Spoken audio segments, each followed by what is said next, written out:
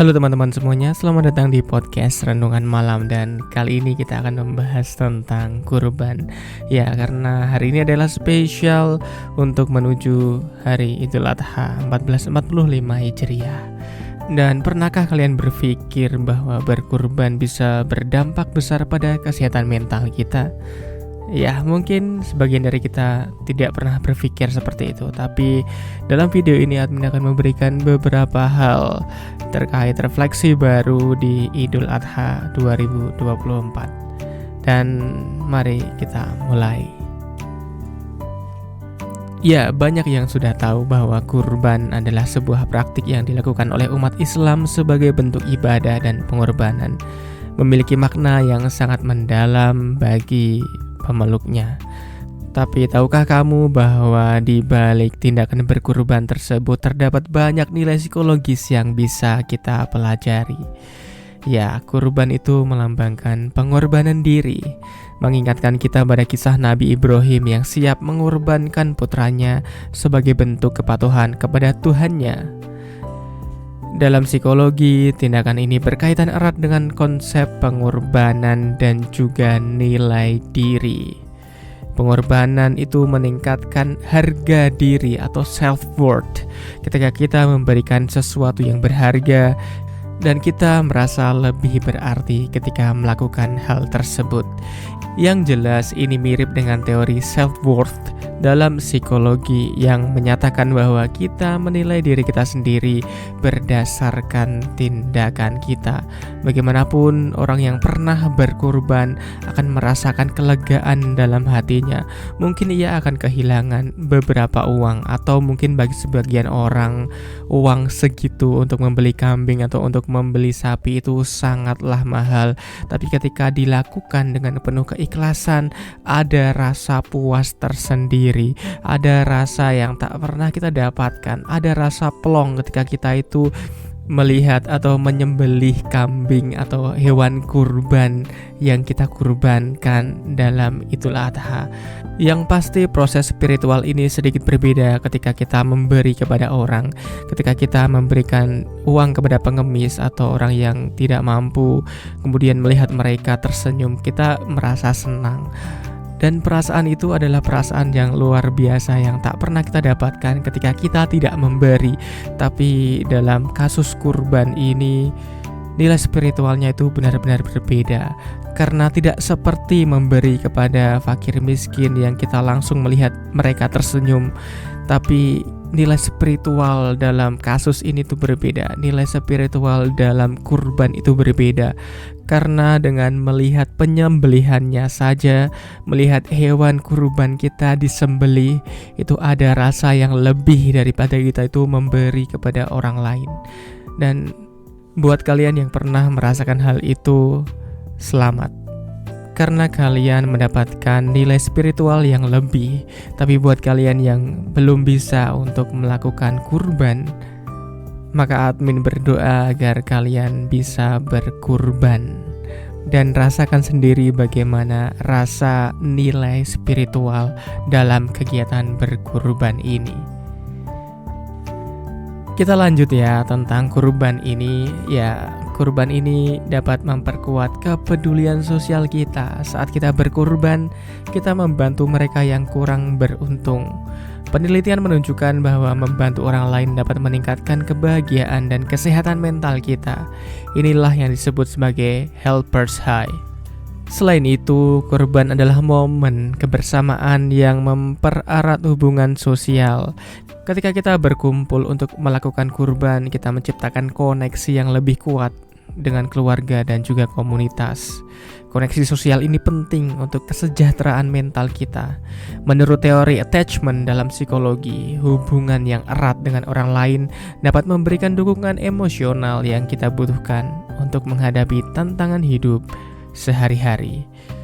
Baik itu dukungan dari teman kita, dari keluarga kita, dari tetangga-tetangga kita, atau siapapun itu sangat berarti ketika kita sedang merasa down, ketika mental kita sedang buruk. Dan dukungan-dukungan itu bisa membantu kita untuk terus berjalan ke depan dan tidak lagi melihat ke belakang. Tapi melihat ke belakang itu penting bukan untuk mengingat-ingatnya, tapi untuk mencari hikmah atau pelajaran dari kesalahan-kesalahan kita. Mengapa kita saat itu pernah merasakan bimbang, galau, atau perasaan-perasaan negatif lainnya. Penelitian dalam psikologi positif menunjukkan bahwa rasa syukur dapat meningkatkan kebahagiaan dan mengurangi gejala depresi. Dengan bersyukur, kita terfokus pada hal-hal positif dalam hidup kita. Kita bisa melihat hal yang sebenarnya itu adalah hal yang kecil, tapi ketika kita bersyukur, maka kita bisa merasakan ketenangan dalam batin kita. Praktik memberi dan berkorban juga bisa mengurangi rasa stres dan juga kecemasan. Karena kita memberikan, kita itu merasa lebih puas dan juga bahagia. Karena ini adalah otak yang melepaskan hormon dopamin dan oksitosin yang dikenal sebagai hormon kebahagiaan. Studi menunjukkan bahwa memberi kepada orang lain dapat mengaktifkan area otak yang berkaitan dengan kebahagiaan dan juga kepuasan. Ingat, memberi dapat mengaktifkan area otak yang berkaitan dengan kebahagiaan dan juga kepuasan. Jadi dalam hal ini, berkurban bukan hanya baik untuk orang lain, tapi juga untuk menjaga kesehatan mental kita sendiri. Lalu coba kita lihat dari segi resilience atau ketahanan dan juga sacrifice atau pengorbanan. Pengorbanan itu mengajarkan kita untuk menghadapi kesulitan dan menjadi lebih tangguh. Kita berani mengorbankan sesuatu yang berharga. Kita belajar untuk tidak terlalu terikat pada materi dan lebih terfokus pada hal-hal yang spiritual. Ketahanan diri ini atau resilience adalah kemampuan untuk bangkit kembali dari kesulitan. Menurut psikologi, resilience adalah kunci untuk menghadapi stres dan mengatasi tantangan hidup. Coba mari kita lihat dari growth mindset. Kurban dari perspektif growth mindset yaitu keyakinan bahwa kemampuan kita dapat berkembang melalui usaha dan belajar. Ketika kita berkurban, kita melihat pengorbanan sebagai peluang untuk bertumbuh dan belajar untuk mengorbankan hal-hal yang kita cintai. Dalam hal ini, orang yang sering kali belajar untuk mengorbankan apa yang ia cintai demi Tuhannya, demi nilai-nilai spiritual, akan mendapatkan tingkat yang lebih tinggi, tingkat spiritual yang lebih tinggi.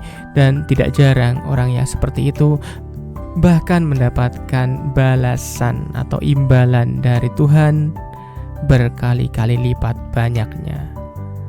Dan tentu kalian tahu konsep ini, konsep memberi yang ikhlas untuk Tuhan dalam nilai spiritual kebanyakan akan mendapatkan balasan yang lebih banyak kepada orang yang suka memberi.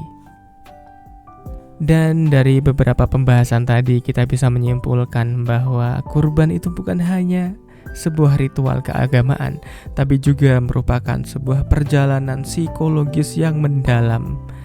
Melalui kurban, kita belajar tentang pengorbanan, empati, kepedulian, dan juga ketahanan diri. Jadi mari kita jadikan kurban sebagai momentum untuk memperkaya kehidupan kita, meningkatkan kesehatan mental, dan tumbuh menjadi pribadi yang lebih baik. Berkurban bukan hanya tentang apa yang kita beri, tetapi tentang bagaimana kita bertumbuh melalui pemberian itu. Berkurban bukan hanya tentang orang yang memberi, tapi orang yang menerima pula.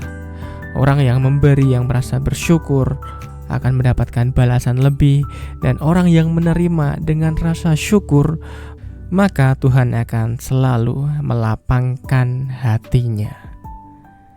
Dan terima kasih telah menonton video ini. Jangan lupa untuk like, share, dan subscribe. Atau kalian juga boleh untuk komen tentang bagaimana perasaan kalian ketika kalian tuh berkurban.